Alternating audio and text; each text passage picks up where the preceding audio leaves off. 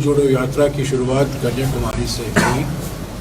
अभी जब हमने शुरू किया था, ये अनुमान लगाया गया था कि करीब 3,570 किलोमीटर लंबा भारत जोड़ो यात्री होगा। उसकी तुलना में अब तक हमने कुछ 3350 किलोमीटर पूरे किए हैं। 150 से 200 किलोमीटर और अभी पूरा करना है हमें जम्मू में और कश्मीर में। हिमाचल प्रदेश 12वां राज्य है जहां भारत जोड़ो यात्रा निकाला गया है। और तमिलनाडु से लेकर अगर आप देखें, तमिलनाडु, केरला, कर्नाटका, आंध्रा, तेलंगाना, महाराष्ट्र, मध्य प्रदेश, राजस्थान, हरियाणा, दिल्ली, पंजाब और अब हिमाचल प्रदेश, यूपी, उत्तर प्रदेश में 3 दिन रहे और उसके बाद हम वापस हरियाणा में गए। हरियाणा से पंजाब, पंजाब से अभी यहाँ आज हिमाचल प्रदेश आए हैं और यहाँ से जम्मू और कश्मीर हम जाएंगे। और कल से, जैसा कि मैंने कहा, कल शाम से हम जम्मू और कश्मीर में रहेंगे। बार बार जहाँ रैलियाँ होती हैं, जहाँ नुक्कड़ सभाएँ होती हैं, और आज शाम को भी नुक्कड़ सभा होगी हिमाचल प्रदेश में, राहुल जी का संदेशा यही रहा है कि भारत जोड़ो यात्रा और चुनाव के बीच में कुछ लेना देना नहीं है। ये चुनाव जीतो यात्रा नहीं है, ये चुनाव जीतो यात्रा नहीं है, ये विचारधारा के लिए यात्रा है। ये आरएसएस की विचारधारा को मुकाबला करने में हमारे लिए एक बहुत विशेष महत्व रखता है। और खास तौर से 3 मुद्दे बार बार राहुल जी उठा रहे हैं भारत जोड़ो यात्रा के दौरान। आर्थिक विषमताएं बढ़ रही हैं मोदी सरकार की नीतियों के कारण।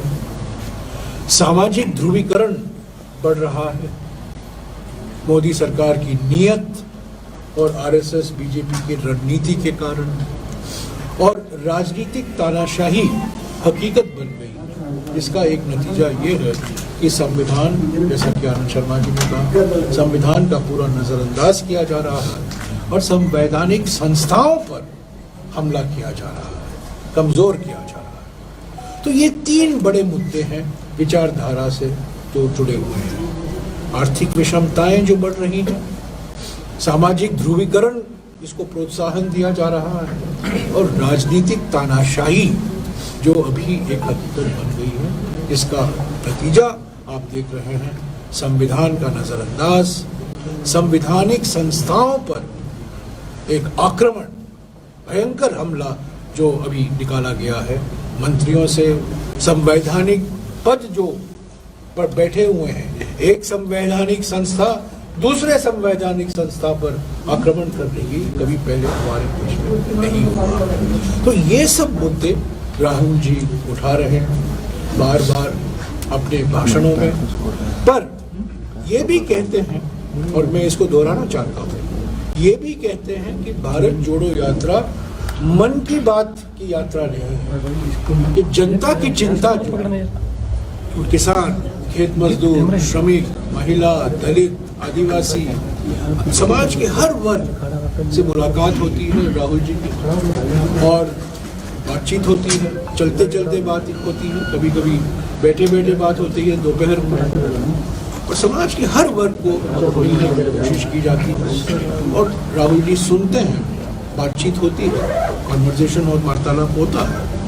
पर उनका ये मानना है, और मैं कहना चाहता हूँ, इसको मैं दोहराना चाहता हूँ, उनका ये कहना है कि मैं यहाँ नहीं आया हूँ आपको कहने के लिए कि मेरे पास सारे समस्याओं का, सारे चुनौतियों का हल मेरे ही पास है।